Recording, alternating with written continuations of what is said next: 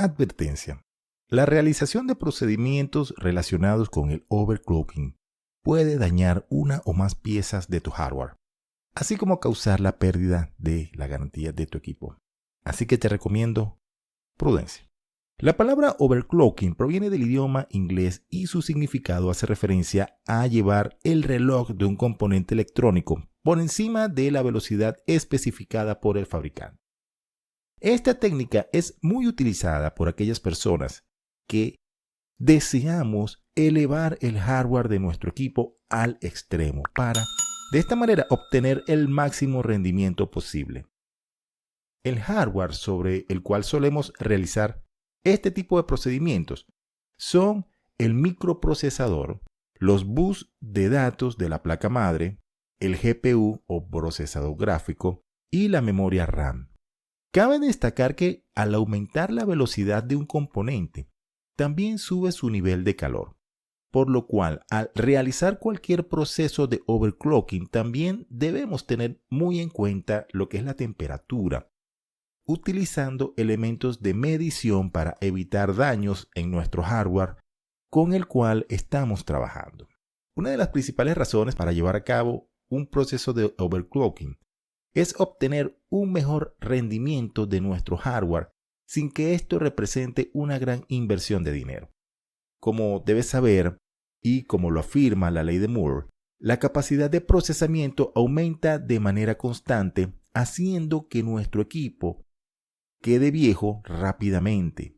Por este motivo, el overclocking se presenta como una alternativa muy apreciada para obtener un mayor rendimiento, así como una mayor velocidad de nuestro sistema.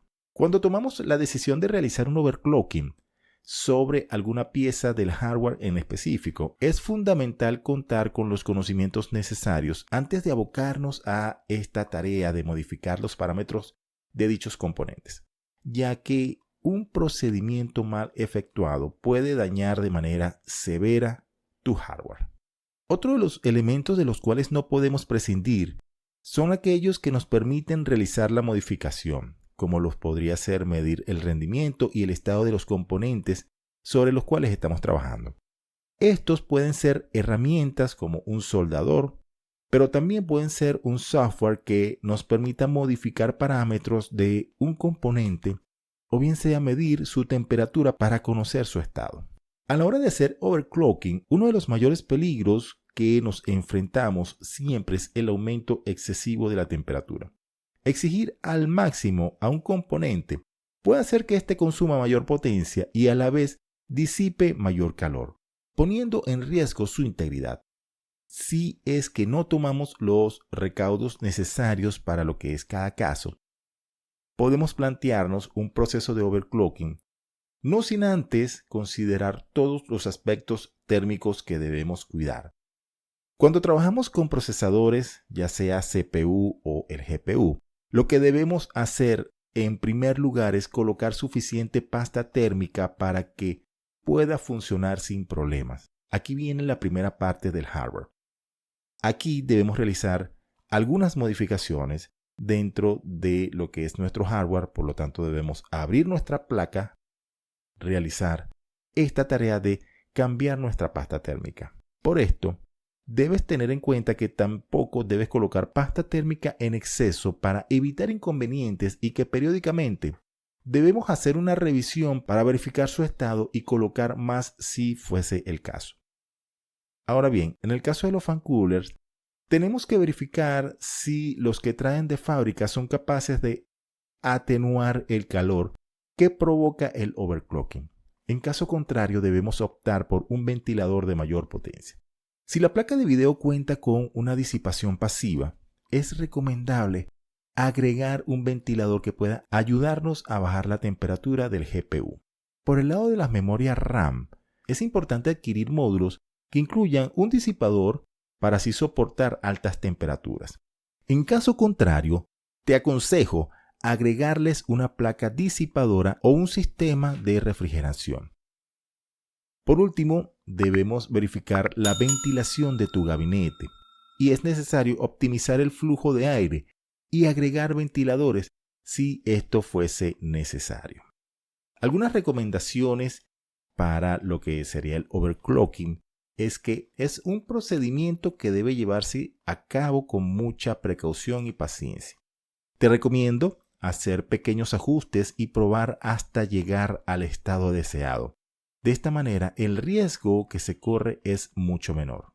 Por otra parte, no debemos comenzar a trabajar hasta tener toda la información necesaria para llevar adelante este procedimiento. Intentar hacer modificaciones sobre un hardware que desconocemos puede resultar ser algo riesgoso. También, el calor es el mayor enemigo del overclocking. Por lo tanto, es fundamental tener en cuenta todo lo comentado sobre refrigeración que te he comentado en este video. Ahora, la experiencia es otro de los puntos importantes en este proceso. Cuanto más tiempo practiquemos y cuanto mayor información recopilemos, vamos a lograr mejores resultados en este ámbito. Debes recordar que en la mayoría de los casos podemos perder la garantía del hardware afectado al realizar el overclocking. Por lo tanto, es importante tener en cuenta esto lo antes posible. Por otra parte, quiero comentarte que también existe un proceso llamado underclock, que es el proceso opuesto al overclock. Es decir, también con el underclock puedes bajar la velocidad de un componente de hardware.